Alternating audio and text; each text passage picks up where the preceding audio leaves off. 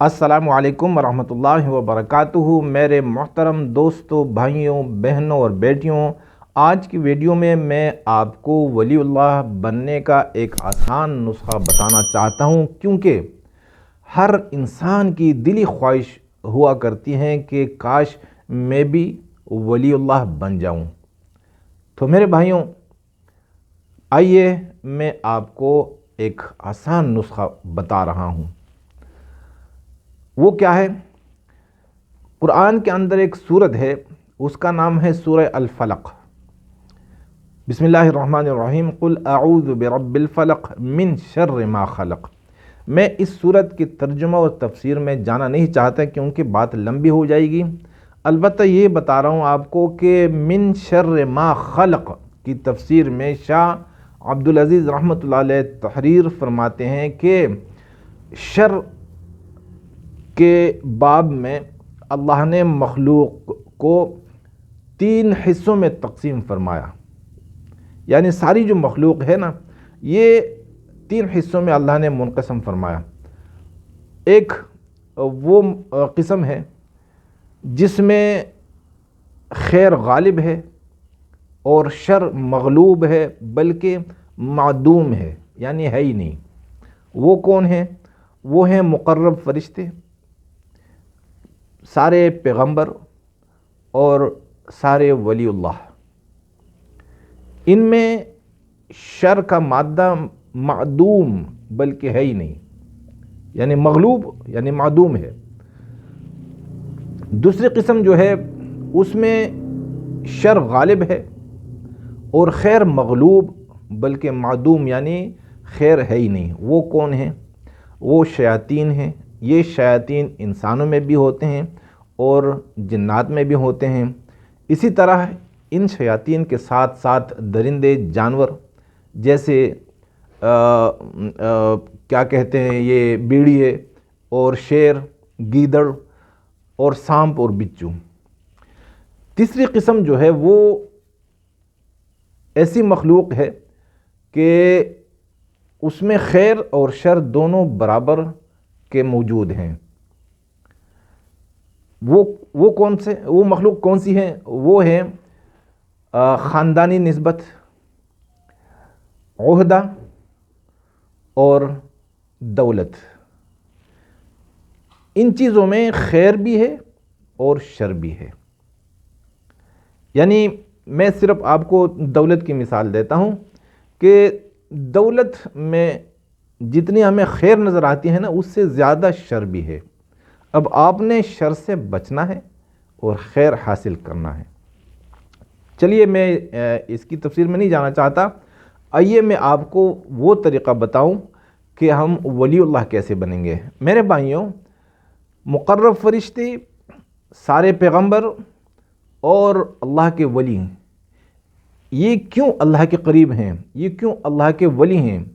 اس لیے کہ ان کی ہستیوں میں خیر غالب ہے اور شر، دوسروں کو نقصان پہنچانا، دوسروں کی بدخواہی چاہنا اور دوسروں کے ساتھ بغض اور حسد کرنا، دوسروں کے لیے یعنی بددعائیں دینا، یہ ان میں بالکل مغلوب ہے اور معدوم یعنی ہے ہی نہیں، عدم ہے، یعنی موجود ہی نہیں ہے۔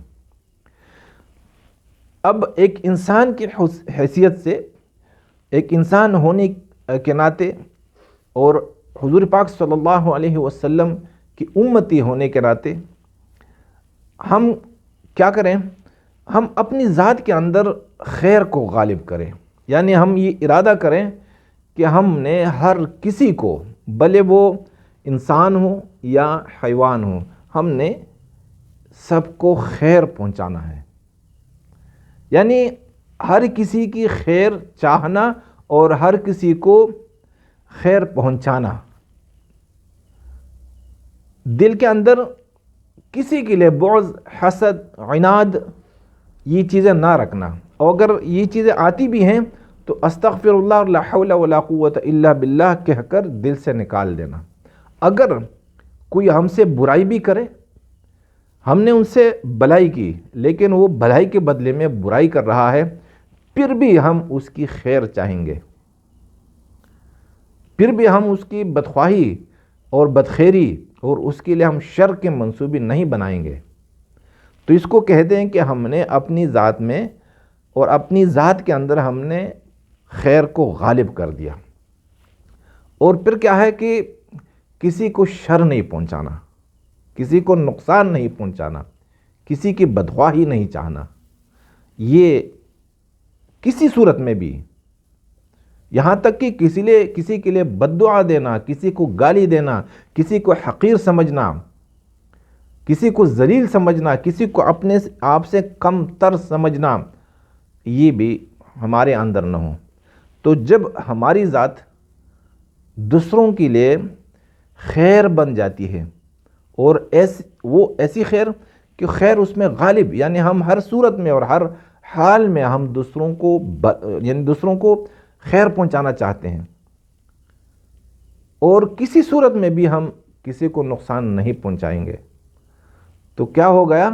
ہماری نسبت ہو گئی مقرب فرشتوں کے ساتھ، پیغمبروں کے ساتھ اور ولیوں کے ساتھ۔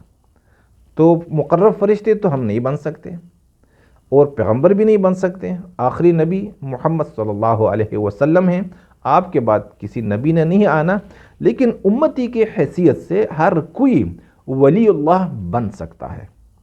اور نسخہ یہی ہے کہ اپنی ذات کو خیر کا منبع سمجھے ہم، اور ہم یعنی ہمارا جسم ہے، اس میں زبان ہے، اس میں آنکھیں ہیں، اس میں ہاتھ ہیں، پاؤں ہیں، تو ہر اندام سے ہم یعنی اگر ہم بات کریں تو دوسروں کی خیر کی بات کریں، اگر ہم نظر اٹھائیں تو دوسروں کی خیر کے لیے اٹھائیں، اگر ہم سماعت کریں کسی کی سنیں تو دوسروں کی خیر کے بارے میں سنیں، اور اگر ہم سوچیں، دماغ میں ہم سوچتے ہیں تو ہم دوسروں کی خیر کے بارے میں سوچیں،